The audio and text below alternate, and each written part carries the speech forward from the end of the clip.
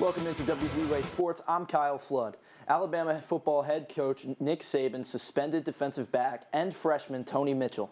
This follows Mitchell's arrest last week and charge of possession of marijuana. The arrest took place in Holmes County, Florida, during the team's spring break. The arrest report stated that Mitchell got up to 141 miles per hour in an attempt to escape police. The report also lists there was a firearm in the car without a legal permit. Coach Saban had this to say about the matter during his press conference after practice Monday. Tony Mitchell has been suspended from the team and all team activities until we gather more information about the situation and what his legal circumstance is. And, guys, everybody's got an opportunity to make choices and decisions. There's no such thing in being at the wrong place at the wrong time. You got to be responsible for who you're with, who you're around, and what you do, who you associate yourself with, and the situations that you put yourself in. So it is what it is, but there is, cause and effect when you make, choices and decisions that put you in bad situations. As stated, Tony Mitchell is currently suspended from the football team, and no other action will be made until more details come out about the situation. In other news, Alabama football news, the Crimson Tide started spring practice on Monday.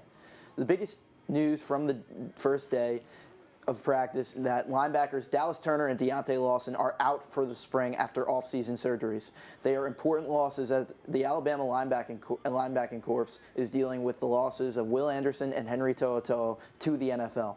The other major storyline of spring is the quarterback competition between Jalen Milroe and Ty Simpson, along with freshmen Eli Holston and Dylan Lonergan. They are battling to replace Bryce Young, who left to the NFL and was the first QB in program history to win the Heisman Trophy in 2021. Alabama basketball, the #1 overall seed in the NCAA tournament, advanced to the Sweet 16 with wins over Texas A&M, Corpus Christi, and Maryland. Against Maryland, Alabama overcame poor shooting at the start and pulled away late for a 73-51 win. Javion Quinterly scored 22 points in the win. It seems like the month of March brings out the best in the senior guard. SEC Player of the Year Brandon Miller finished with 19 points and 7 rebounds. Miller was held scoreless against Texas A&M Corpus Christi, but Alabama got 49 points from its bench. Miller dealt with a groin injury he suffered in the SEC tournament.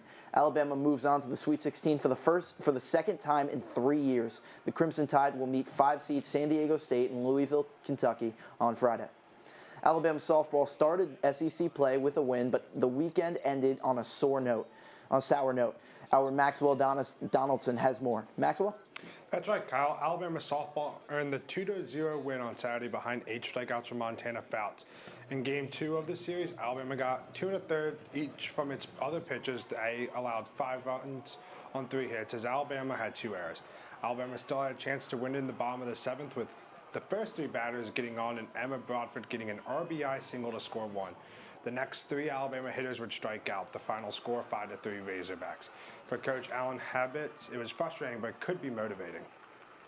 The struggle, as long as we stay together, is going to make us better. It's going to make us work harder. We just told them, like, how you feel right now, that pain should motivate you to do something about it.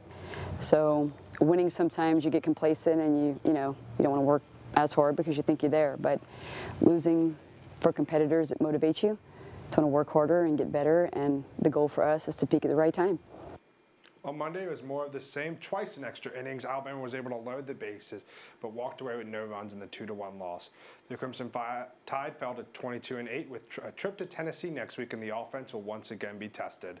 I'm Maxwell Donaldson for WVUA 23 Sports. Thanks, Maxwell. When the news returns, Grace Brister has a final check on your weekend forecast, and you'll also find out where the happiest place is to live.